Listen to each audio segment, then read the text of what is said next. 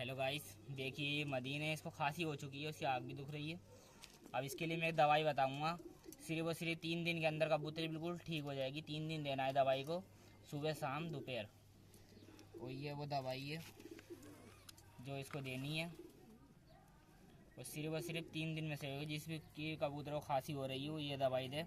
ये किसी भी मेडिकल स्टोर पे मिल जाती है, ये बच्चों के लिए आती है खांसी जुकाम की। इसको मैं दे के दिखाता हूँ, तो देने का तरीका क्या है।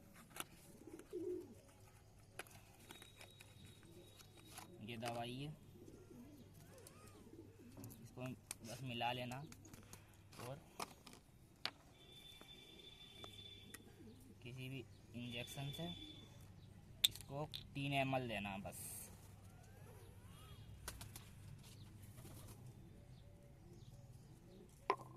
तीन ml देना सुबह, 3 ml देना दोपहर, और 3 ml शाम को। मदीन बिल्कुल ठीक हो जाएगी।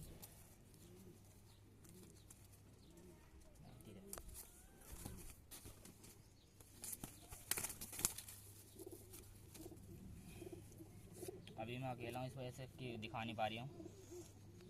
ये है मदीन, बहुत हड्डी छोड़ दी है। बस सुबह शाम ये सिरप देना, कबूतरी बिल्कुल ठीक हो जाएगी।